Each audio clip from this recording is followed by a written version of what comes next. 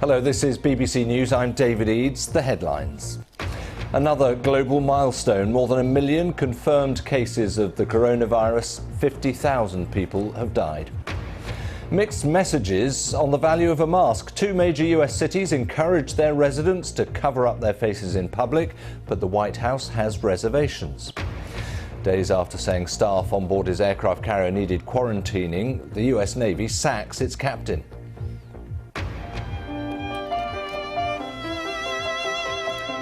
Also, music as medicine. We talk to the man helping to soothe the COVID-19 patients at one of Seoul's biggest hospitals.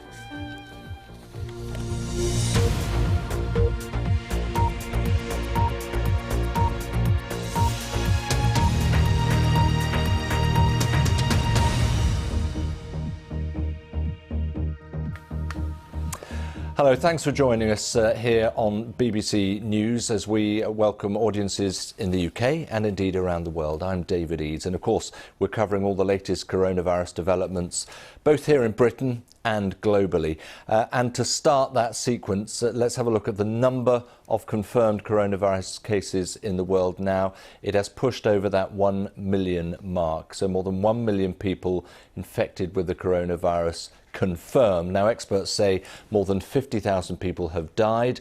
The number of reported cases is doubling in just the last week.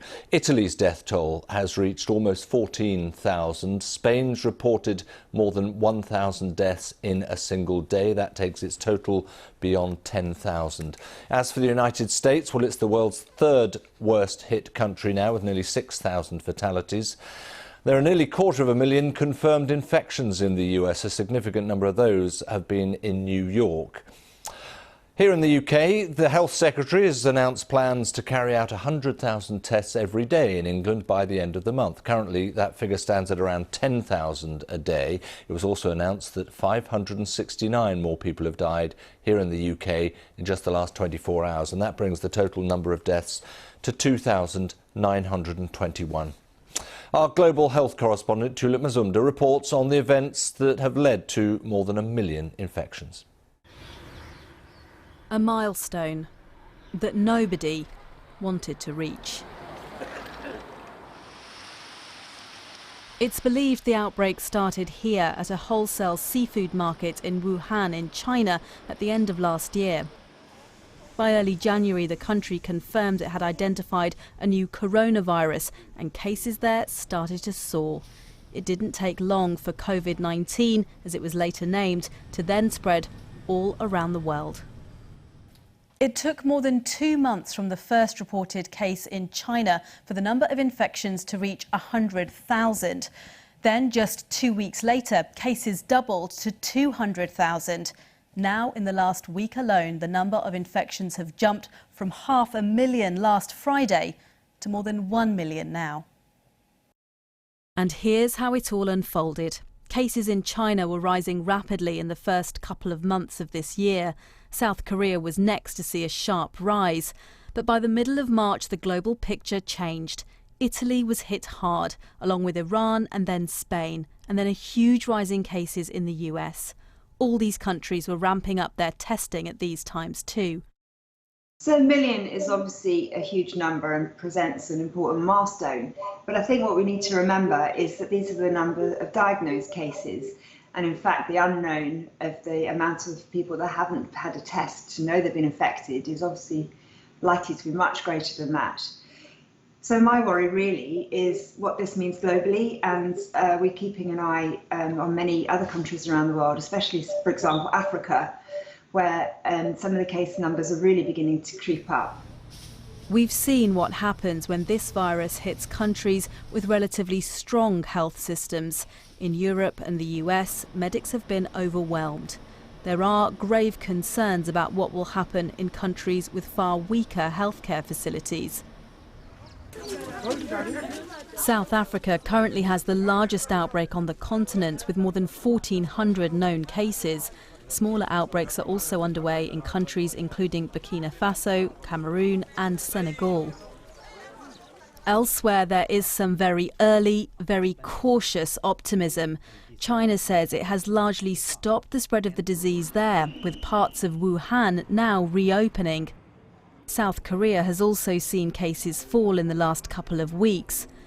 But it's still extremely unclear how this pandemic will play out as cases globally continue to rise. Tulip Mazumdar, BBC News.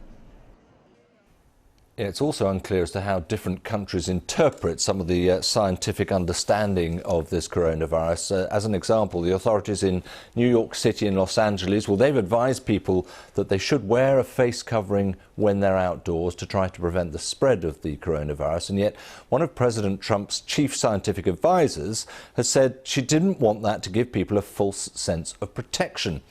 Now, also a cruise ship on which 4 people with the virus have died has docked in Florida after weeks at sea. Several countries had simply refused to allow the Zaandam's passengers and crew to disembark. Our North America correspondent Peter Bowes reports. Heading home at last, docking at Port Everglades in Fort Lauderdale, the Zaandam with its sister ship, the Rotterdam. It follows days of protracted negotiations with the Florida authorities over whether passengers should be allowed to disembark in the state. Chartered planes are being laid on to transport foreign nationals on the ships back to their home countries. The number of coronavirus cases is continuing to surge in many US cities. New York has taken delivery of more than 200 ambulances to help the city's fight against the pandemic. But ventilators are still in short supply, and health workers say there's a chronic lack of protective clothing. This is outrageous that we have people coming and sewing things for us, sewing masks, sewing shields, making things out of plastics. This is what we're doing now? How? I mean, that would be like a soldier going to war and making a plastic gun to bring with him. At the daily White House Coronavirus Task Force briefing, President Trump said he'd used wartime powers to order the technology firm 3M to make extra masks. And he promised more ventilators would soon be in production. We have thousands of them being built right now, and they're starting to arrive in a week and a half. But there'll be a time when we're going to build stockpiles. By the way, the states should have been building their stockpile. We have almost 10,000 in our stockpile, and we've been building it, and we've been supplying it. But the states should be building. We're a backup. We're not an ordering clerk. The shortage of medical-grade masks has raised questions about their use by all Americans. In Los Angeles and New York City, people have been advised to wear a face covering when they leave home. It could be a scarf. It could be something you create yourself at home. It could be a bandana. It does not need to be a professional surgical mask. In fact, we don't want you to use the kinds of masks that our first responders need, that our healthcare workers need. Don't use those. President Trump said he wasn't going to make it mandatory for people to cover their faces. One of his chief medical advisors said it might send the wrong message. We don't want people to get an artificial sense of protection because they're behind a mask. Because if they're touching things, remember, your eyes are not in the mask. So if you're touching things and then touching your eyes, you're exposing yourself in the same way. President Trump said new guidelines on the use of face coverings will be issued in the next few days. Peter Bowes, BBC News. We've got another development for you from the US because the captain of the American aircraft carrier stricken with the coronavirus has now been sacked, apparently for going public with his concerns about the health of his crew. This was Captain Brett Crozier. He wrote a scathing letter to his bosses asking for stronger measures to help control the virus on board the USS Theodore Roosevelt, but the letter was then leaked to the press, as Bill Hayton reports. The USS Theodore Roosevelt, one of the world's most powerful war machines. A nuclear-powered community of 5,000 people jammed in a very confined space. In the driving seat with the power of life and death was Captain Brett Crozier until Thursday. I'm here today to inform you that today, at my direction, the commanding officer of the USS Theodore Roosevelt, Captain Brett Crozier, was relieved of command by Carrier Strike Group Commander Rear Admiral Stuart Baker. The problems may have started during the ship's most recent port visit to Da Nang in central Vietnam at the beginning of March. 2 weeks later, the first crew members fell ill. Within days, the numbers were in dozens, and the situation looked potentially catastrophic. Captain Crozier headed for the US naval base on the Pacific island of Guam to offload the sick and sent an email to his superiors calling for, in his words, decisive action to protect the rest of the crew. But he copied the email to at least 20 other people. That's just not acceptable. He did not take care, and what that did is it created a little bit of a panic on the ship, because the ship was not prepared. The chief petty officers were not prepared to answer questions from the crew in terms of how bad the situation was. It misrepresented the facts of what was going on the ship as well. And at the same time, the families here in the United States were panicked about the reality. The revelations about conditions on board prompted plenty of criticism of the Pentagon and of the Trump administration. Supporters of Captain Crozier have taken to social media to applaud his concern for his crew, but it looks as though his naval career is over. Meanwhile, his former ship remains docked at Guam, with many of the crew in isolation. So far, says the Pentagon, none has required hospital treatment. Bill Hayton, BBC News. OK, let's focus on the UK now, where the death toll is pushing close to 3,000. And after mounting criticism, the government has announced plans to significantly increase coronavirus testing. Now, there are two types of tests. One is the swab test, which tells you if you've got the virus or not. And the other is an antibody, a blood test, which will tell you whether or not you've had the virus. Now, that can take weeks to get the results. Our medical correspondent, Fergus Walsh, explains. This is what a home antibody test looks like. This one is for HIV and can be bought online. It's this kind of highly accurate finger prick blood test which is needed for coronavirus. An antibody test would tell you if you've previously been infected with coronavirus and have built up some immunity which might protect you in future.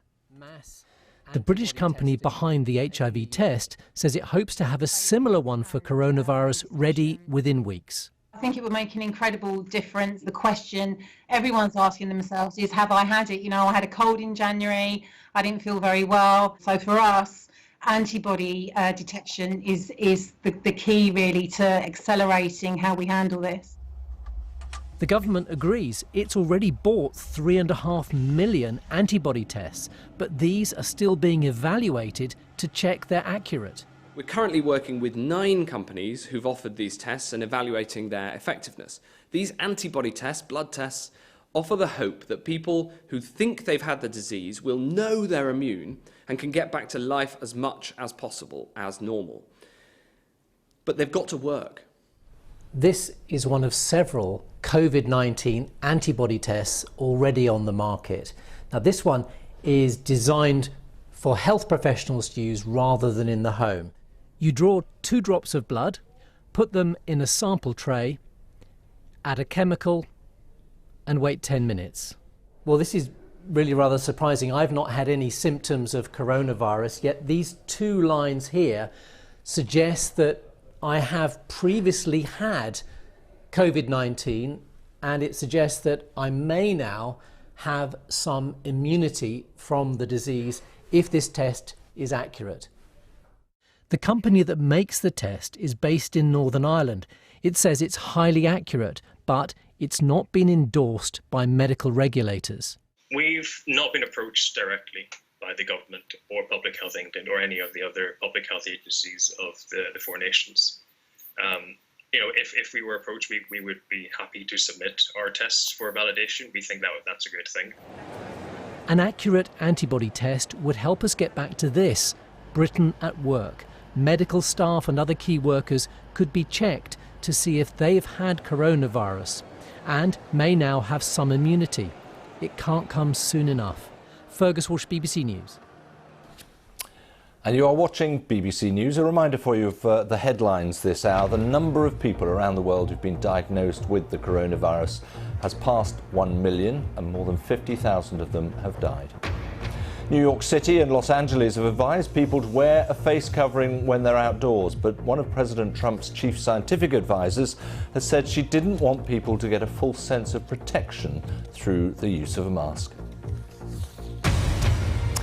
Mexico does seem to be faring certainly better than its northern neighbour, the United States, when it comes to COVID-19 cases. So far, around about 1,400 infections have been reported there, and you're looking at 230,000 in the US, of course. So the numbers nonetheless are on the rise in Mexico, and there is growing anger over the government's handling of the crisis. The BBC's Will Grant has this report.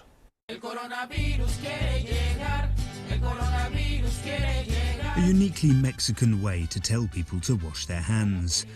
Amid accusations the message wasn't getting through, state police in Quintana Roo performed a mariachi song to remind the public to practice social distancing and self-isolation.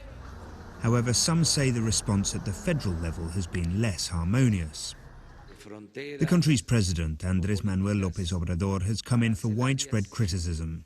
For days, he said people could go outside, attend large events, even kiss and embrace. Those at Mexico's first drive-through coronavirus test, being run by a private clinic in the capital, were angry at the president's attitude. If the president really cares about his people, then he must protect them, said this woman, fearing Mexico will struggle to deal with the crisis. But the Mexican health authorities insist they've taken the problem seriously from the start. With the number of coronavirus patients rising above 1,000, the government has now declared a health emergency, which grants it new powers to enforce distancing and isolation. We don't want to go through the scenario that other countries are unfortunately going through, so this is the moment. The World Health Organization has also broadly defended Mexico's response. Mexico is benefiting from the experiences of those countries that have already taken these measures. The steps they have taken are very laudable. They are on the right path. The thing is, Mexico faces a number of underlying health challenges. Its population, for example, has one of the highest rates of diabetes in the world. An astonishing 10% of its adult population suffer from the condition, and it's the second most obese nation on earth. I'm especially worried for my son, said this customer at a Mexico City taco stand. I try to get him to exercise, but now he can't go outside. With far fewer infected in Mexico than in the US, it has prompted some Mexicans to demand that Americans not be allowed to cross the border. Meanwhile, thousands of Central American migrants remain in temporary camps under the so-called Remain in Mexico policy, waiting for their asylum applications in the US to be processed. Stuck in limbo, illness and flu spread among them quickly, and a further humanitarian crisis beckons. Will Grant, BBC News.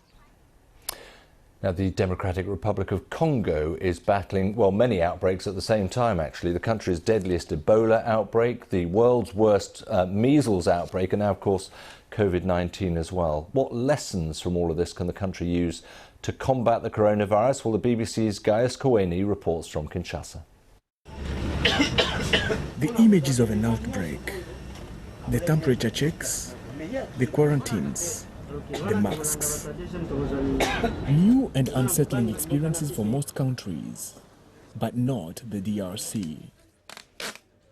For over 4 decades, it has fought Ebola, the deadly hemorrhagic disease. One man has been at the heart of battling almost every outbreak. He is now taking on COVID-19. This fight will be based on scientific evidence and experience we developed throughout the years. This victory will be the fruit of the cooperation of the whole Congolese population. It's impossible to win the fight against COVID without community engagement. That is a lesson drawn from fighting the current Ebola outbreak, the worst the DRC has ever faced.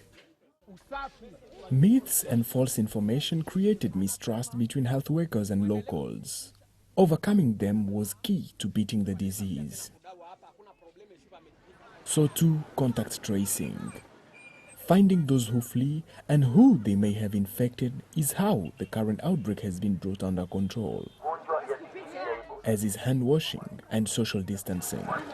Travel to Goma and you are greeted with this. Handshakes are out, replaced with what they call Ebola. But while there are similarities, the diseases are not the same. COVID-19 is less deadly, but far easier to spread. This outbreak comes from abroad. It's not from here. Other outbreaks originated from here, and we know how to deal with them in regards to our culture. But this one was imported and has multicultural dimensions to consider.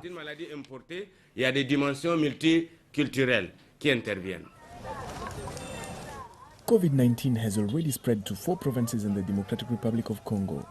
The country enters this crisis with a weak and under-equipped healthcare system. But it does have an advantage, one born of years of suffering. Gaius Kowene, BBC News, Kinshasa. Let's just keep going around the world a bit. We've had a look at North America, Central America, South America. Now it's beginning to feel the impact of COVID-19. There are lives being lost, economies taking quite a big hit as well. The BBC's Tim Allman has this report. Jose Ramirez used to be a bus driver, but then the virus came. The country went into lockdown and he lost his job. As a result, he couldn't pay his rent, and now he's been forced to sleep in a local park. They told me I couldn't stay because financially I don't have a way to pay. They told me they couldn't accommodate me. They said they aren't a charity and they kicked me out. Jose's situation is similar to hundreds of others in the capital, Bogotá. Colombia's president has told landlords not to evict tenants, but many of them don't seem to be listening. It's a similar story in Chile, where mass layoffs have caused hardship in a country which already had rising unemployment. And there doesn't seem to be much social distancing going on here. Indigno. Al pueblo indigno. It's shameful to the people, shameful.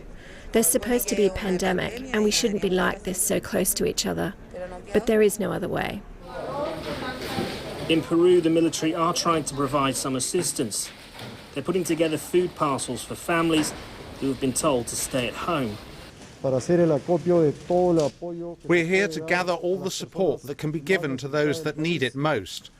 Those who, due to this mandatory home quarantine, have been really badly affected. But some people are finally getting out. These tourists, mostly from Denmark, have been stranded for weeks in Lima and are now heading home. What will happen to those they've left behind remains unclear. Tim Allman, BBC News. Well, look, this is another pretty miserable bulletin, isn't it? They all are, it feels, at the moment. And I guess we all need a bit of an uplift. So let's have a look at this.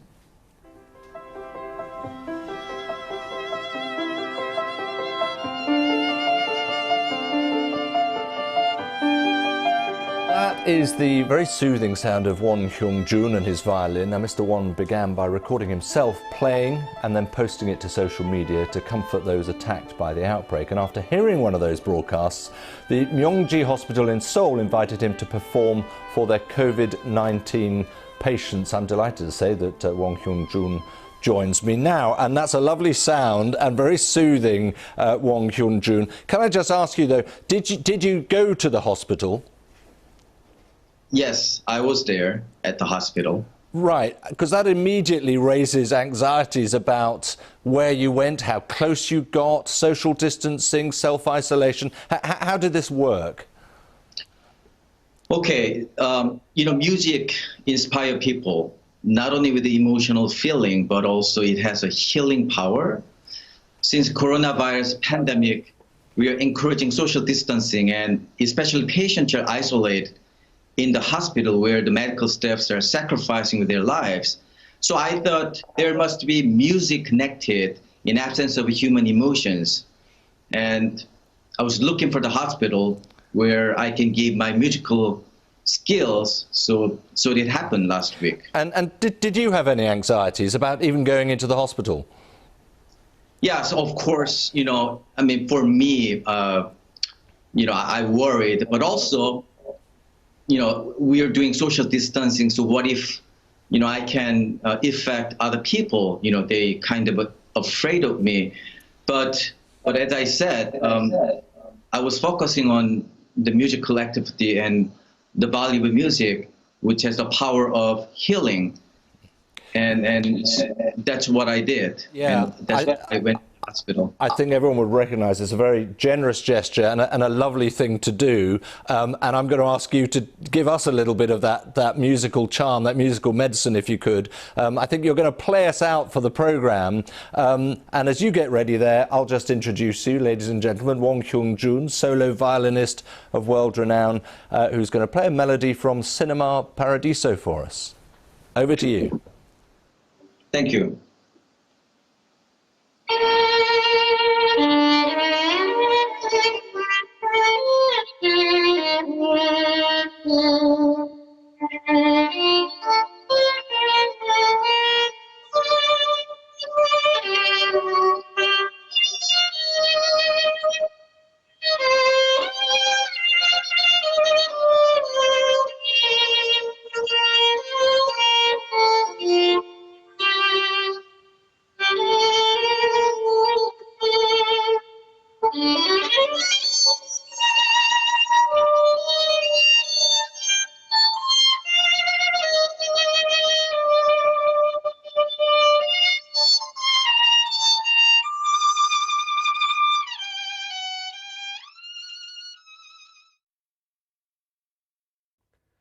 Hello, temperatures topped out at 15 degrees Celsius in Hampshire on Thursday. They'll take a step backwards, those temperatures, on Friday, but then into the weekend, they're on the up. A frost for some of us as Friday starts, especially across the north and east of the UK. Plenty of cloud to follow, but sunnier skies arrive at the weekend. And yes, those temperatures are heading up, but with a strengthening wind. High pressure pretty much in control of things, so still a lot of dry weather around for the next couple of days. Low pressure gathering in the Atlantic, though, as the weekend goes on, will strengthen a southerly flow coming into the UK, and that's why those temperatures are going to be heading up. And we could well see across parts of southeast England by Sunday's high as 20 Celsius. First time we've reached that high since last October. But we're not there yet, and there will be a frost across Scotland, parts of eastern England to start Friday, maybe -5 in rural Aberdeenshire, and a few wintry showers in Scotland to relatively low levels in the north, continuing on and off during the day. A lot of cloud in the west to begin the day. There'll be a few showers around here, and cloud increasing where we had that cold start to the east, that cold, bright start to the east. Still maybe the odd shower, but most places here will be dry. Sunny spells returning later in the afternoon to South Wales, southwest England. Those temperatures around 8 to 12 degrees. That's why it's a little bit of a backward step compared with Thursday. Now, overnight and into Saturday morning, an area of rain and hill snow pushes north into Scotland, edging further north. The clearer skies will be the further south you are in England and Wales, though there could be a few fog patches around. And still a touch of frost in places, though it's rather patchy in nature, that frost, as the weekend begins. Another look at Saturday, the flow starting to come in from the south then.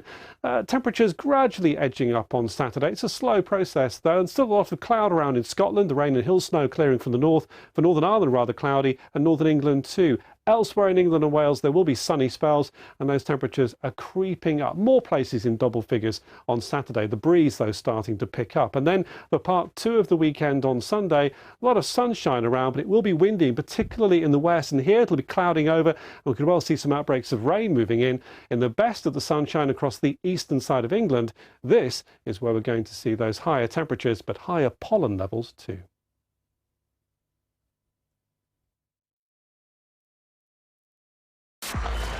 I'm here at this hospital where they're already experiencing the benefits of AI. This is seriously cutting-edge technology. Wouldn't it be good if firefighters could use technology to see what they're getting themselves into? This is a very innovative project to protect the environment. It's called the artificial tree. You have to give them credit for blazing the trail. The new tool to reboot democracy and find common ground amongst the most polarised of views. Encrypted messaging apps to avoid interception from the police.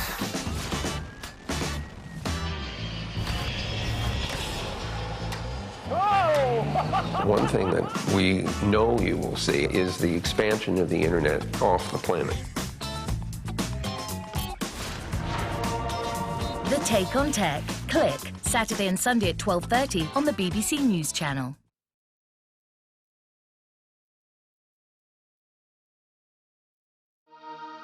Download the BBC News app now and get the latest headlines as they happen.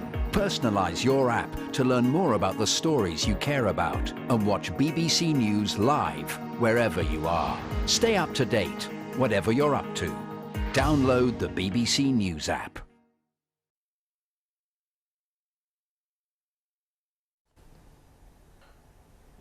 This is BBC News with the latest business headlines for viewers in the UK and around the world. Pumping the market, President Trump sends oil prices surging on a suggestion he helped to broker a deal to stop the collapse. But scepticism is already creeping in. Plus, remittance recession as the US and Europe shed millions of jobs. What is the impact on migrant workers and the vital cash that they send home?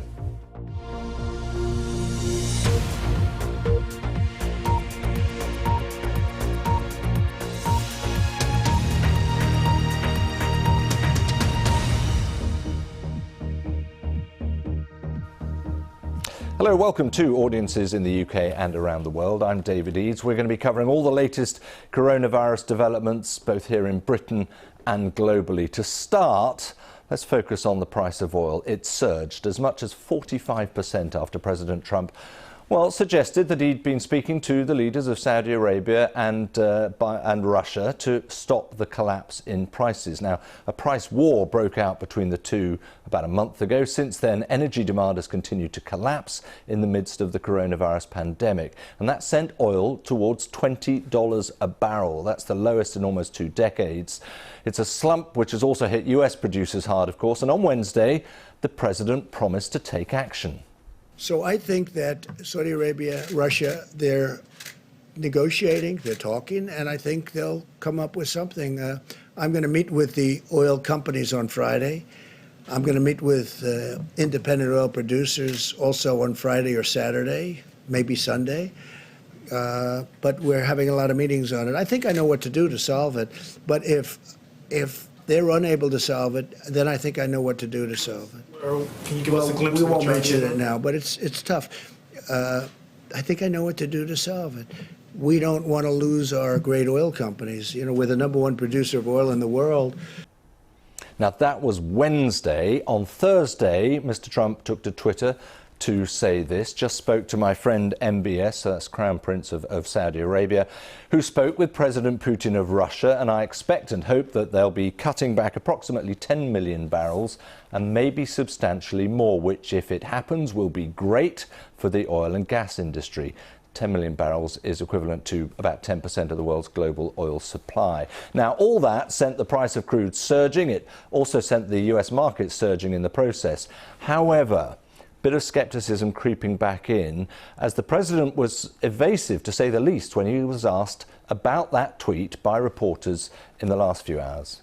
So it would be great for Russia. It would be great for Saudi Arabia. I hope they make that deal, but that's what they told me. They said well, I think it'll be hopefully soon. I think hopefully they'll announce something soon. Now, can a deal be broken? Can something happen where it doesn't happen? I guess. In which case there's another alternative. But I'd rather not see that other alternative. I hope they can make a deal. I think they both want to make a deal. And they're both smart. They love their countries. They want to make a deal. It's good, but it's also good for the world if they do, because you save an industry.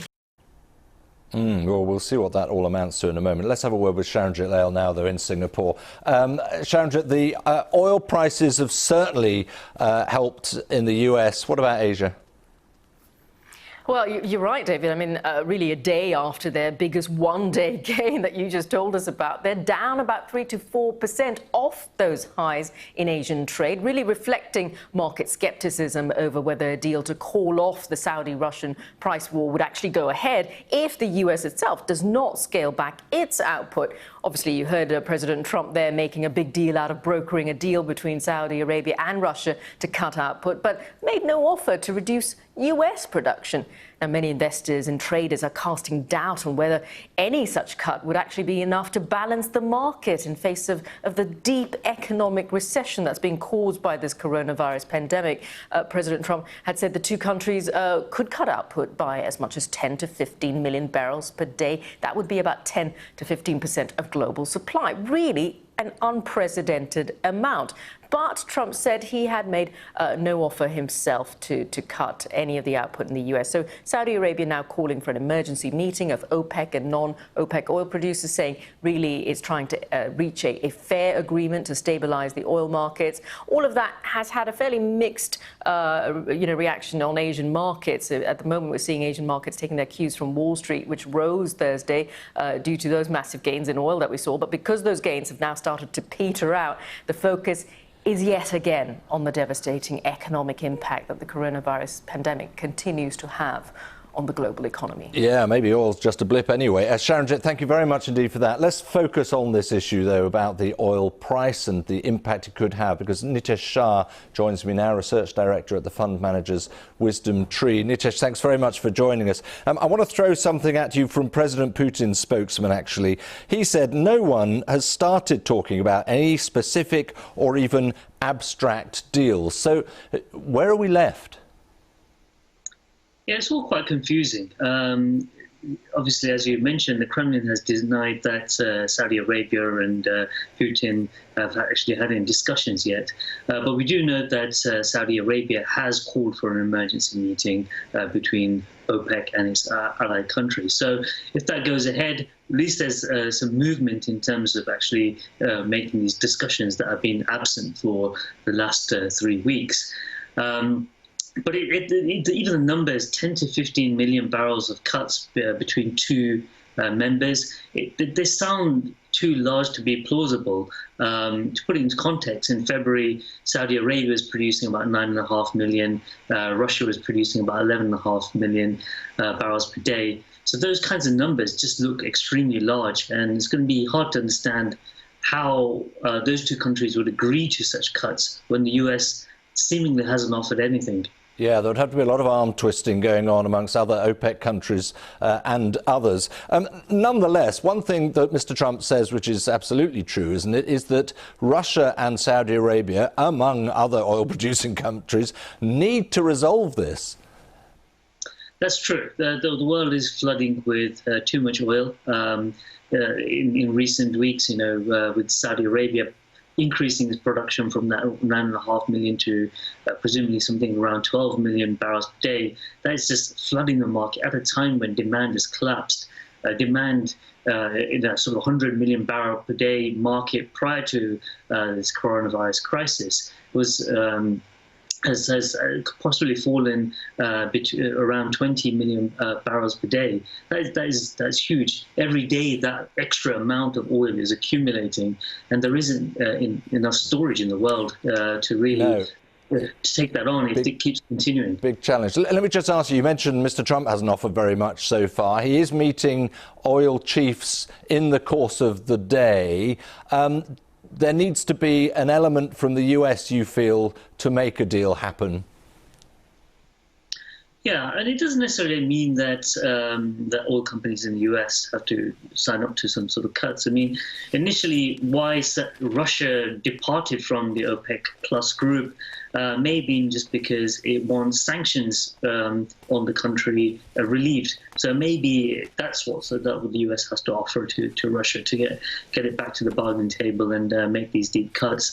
In the US, it's going to be very difficult to coordinate a cut because so many producers out there are producing the oil. It isn't like Saudi Arabia where there's a single monopoly, or in Russia where there's a handful of large companies producing the oil. In the US, it's really, really fragmented. Yeah, big challenge ahead for Mr. Trump as well there. Nitesh, thank you very much indeed. Thanks for joining us.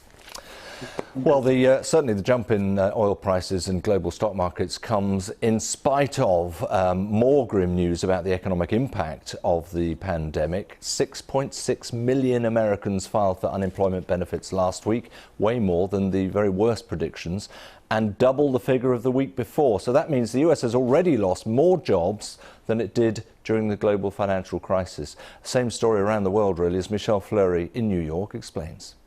This was an astonishing number. You have to remember that 1 week ago, we were talking about 3.3 million Americans filing for unemployment benefits. At the time, we were talking about that as record-breaking. Yet just 7 days later, the figure has doubled to 6.6 million. And if you take the total, we're talking about roughly 10 million Americans over a 2-week period that have lost their jobs. It is unprecedented, the magnitude and the speed with which firms here are shedding workers. And that, I think, it sort of helps underscore the catastrophic effect this pandemic is having here on the American economy, but also we're seeing that repeated in other countries around the world. And it is, just to put it in context for you, when you look back to the 2008 recession, in America there were roughly 9 million jobs lost. Now we're talking about 10 million in just 2 weeks. Italy and Spain are obviously the two countries that economists are talking about the most as having been at the epicenter of Europe's coronavirus pandemic. I mean, in Italy, you know, the numbers people are talking about, again, they're saying, to sort of benchmark it to the 2008 recession, which is what many people still remember, they're saying this could be 2 times worse than what that was like for Italy. It gives you a sense of scale, of the depth of the problem, and that's why policymakers are really scrambling to try and address this in different ways. And we're seeing in the US, obviously, they're signing a relief aid. What Europe is doing with the SURE Act, trying to come together. In the UK, of course, we've seen efforts there with money being given to companies to try and keep people on the payroll. Michelle Fleury, then, of course, yesterday we were hearing of possibly 20 million jobless in the US by the end of all this. Now, those losses, both in the US and Europe, certainly will have a knock-on effect in the developing world as remittances from those millions of migrant workers simply dry up. Now, the US is the world's biggest source of cash sent home by expat workers. India is the world's biggest receiver of it. This is according to World Bank figures. But countries like the Philippines, for example, hugely reliant on remittances. So what impact is that going to have? Alma Angotti is from the consultancy Guidehouse. Alma, thanks very much indeed for joining us. I mean, it's a sort of sidebar to the coronavirus crisis that doesn't come straight to the forefront of our thoughts. But it's true, isn't it? The knock-on could be massive. Oh, absolutely, because you will see an exponential destruction of the economy in these countries that rely on remittances from the United States and Europe if those workers that typically sent money home don't have money to send home. Right, I was just looking at some of the figures. The Philippines, it's something like $33.5 billion. What does that mean, in a sense, in terms of what that contributes to the Philippines? I think it is a major portion of the Philippine economy, and if people don't have money to send home or don't have a less expensive way to send money home, it's going to be even more devastating. And of course the next step presumably is that many of those workers whose work has dried up are going to be looking for ways to get home. I mean, they can't do it necessarily on a flight straight away, but they're going to need to go back, and they've got no cushion to offer, and they've got no cushion being offered. Well, that's right. And it's a very difficult problem, and a lot of the payments companies are looking for ways to at least make it easier to get money around the world, assuming somebody has some to send, less expensively. You've got some countries setting up e-commerce sites for smaller businesses so they can receive payments by social media platforms and things like that. So to try to help where there is money to move it around and keep the economy going a little bit. Yeah, it is a real challenge again. Alma, thank you very much indeed. Alma Angotti of Guidehouse joining us here on BBC News. Now, Britain's emergency loans scheme for businesses has been revamped following hefty criticism to allow more companies to access financial support during the lockdown. The Treasury said it had received more than 130,000 loan inquiries from firms, but fewer than 1,000 have been approved. Well, previously, government-backed loans for small businesses were only available to firms that had been turned down by their bank, which could be charging interest of as much as 30%. Also, companies in, well, every sector are trying to survive this COVID-19 pandemic by rethinking how they operate or moving more business online. Ellie Webb is the founder of Calenio. That's a firm which makes non-alcoholic spirits, and she explains how she's trying to maintain sales with bars and pubs, of course, closed by the coronavirus. My biggest challenge right now is we make non-alcoholic spirits to be drunk in pubs and bars, but due to coronavirus, every single one of those businesses across the UK has had to shut down. Here's what I'm planning to do to cope with this.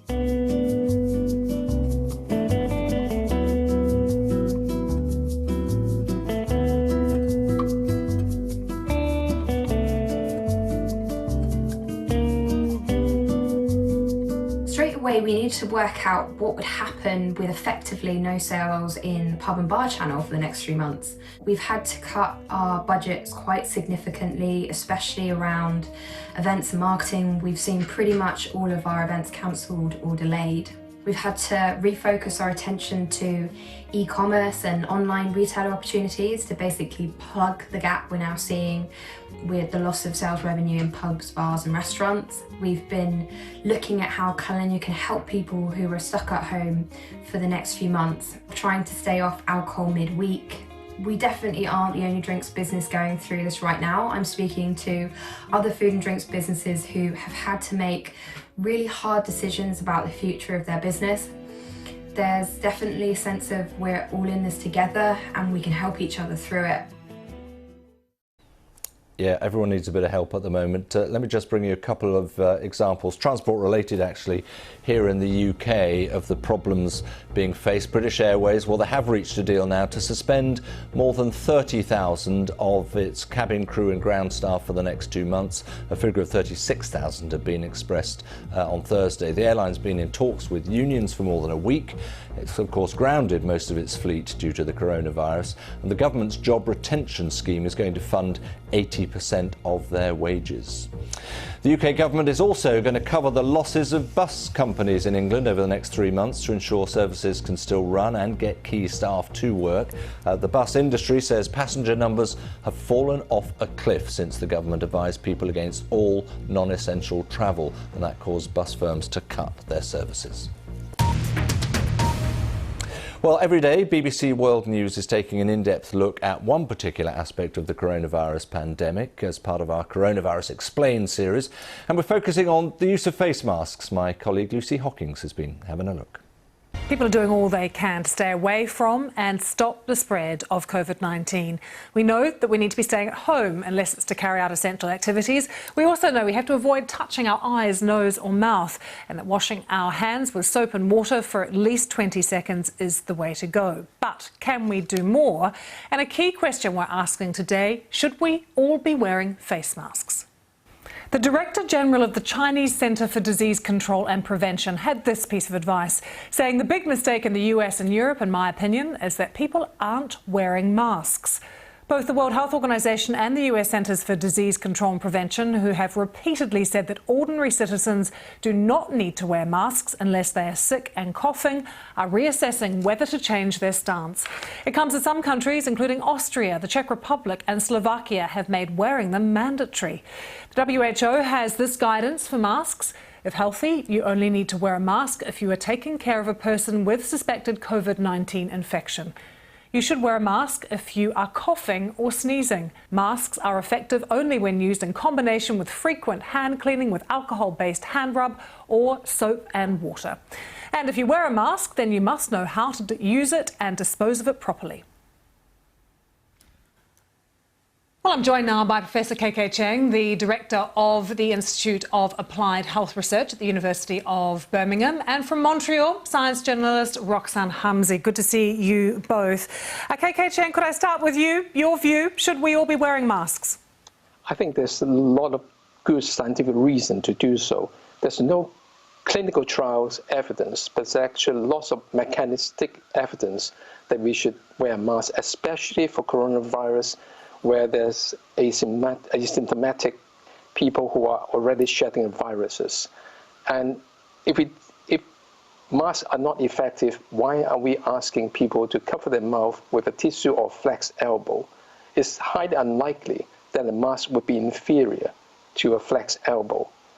And I think we should shift the paradigm from one of protecting oneself to one of protecting others. And in an epidemic or pandemic like this, if I wear a mask, I protect you. You wear a mask, you protect me. And if everyone does that, everyone is protected. For this purpose, you only need cloth mask, and higher specification masks must be reserved for our doctors and nurses. So are you saying that a scarf around your face could be effective, for instance? For this intervention to work, it needs to be done by enough people. So if you're surrounded by people who don't do this, then actually a scarf would not be very good. And for example, if you work in ICU, only the very high specification mask would work. This is, actually, it's a good public health principle behind this. Actually, there are several. One, actually, is always better to control source infection than mitigation measures. Wearing a mask is primary prevention. Okay, I want to bring in Roxanne in Montreal. Do you agree, Roxanne, that we should all be wearing something over our face, whether that be a mask or a scarf or something similar? Yeah, what we've heard is true, but there is some evidence that homemade masks might work, but the evidence is scant. So we're talking about not a lot of studies that can demonstrate this, as was said, not clinically, mechanistically, it does make sense. But for example, we're looking at small studies to support this, like in 2009, a study in Australia looked at 143 households and found that, based on their calculations, 60 to 80% of reduction of infection was seen. But the statistics weren't really robust because only about 20% of the households complied with the mask wearing. So we're talking about not a ton of evidence. And so that's why public health officials are kind of saying the jury's still out a little bit. Well, we've already talked about some different types of masks, so I just wanted to show you a few of them. This is the N95 respirator, named as such because it filters out 95% of airborne particles, and it's recommended for frontline health professionals.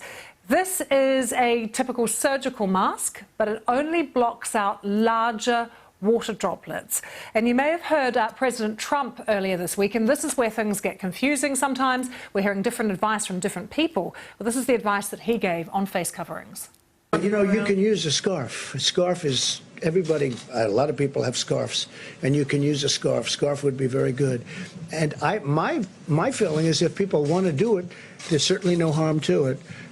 I would say do it, but use a scarf if you want, rather than going out and getting a mask or whatever. We're making millions and millions of masks. Roxanne, how much of an issue is it that people are not using the masks they have properly, and the fact that it perhaps gives them a false sense of confidence about moving about in the world and feeling like they're protected? Well, I'll talk about your first question first, and that is, are people removing them properly? There are video tutorials WHO has put out to show how to take off a mask so that you're not touching the front of it with your hand. But I'll say that a lot of the evidence, so to speak, about people not removing protective equipment properly comes from hospitals and hospital setting studies where people are exposed to high levels of pathogens. So there aren't a lot of, I haven't seen any study out there that actually looks at a population level measure to see whether people are infecting themselves by doing this. I think we'll see those studies. I think what people want to reinforce is that even if you're wearing a mask, social distancing still applies. So they don't want people to lose sight of the things that matter, like that. KK Chen, can I ask you about the effectiveness of most masks that ordinary people have got access to, what that actually prevents or stops? If everyone wears one, I think you only need quite simple, almost homemade fabric mask would do. As Roxanne said, if you work in ICU, you need N95, FFP3, and so on. But in the community, the exposure is not that high. Speak about evidence that you mentioned. Of course, this is a new pandemic. There would not have been clinical trials on mass masking. Previous studies were done during flu seasons or during the last pandemic where the case fatality ratio was a lot lower, and that's why compliance was a problem. Whereas in this pandemic, I think the threat, perceived threat, is high enough for people to focus their interest. And on this false sense of security, can you find me someone who has gone out and panic buy mask, who didn't sort of try to grab every bottle of hand gel in their reach. Yeah, right. It's never quite as straightforward as it seems, is it? Just to say, take good care of yourselves and all those around you, and thanks for being with us. Bye for now.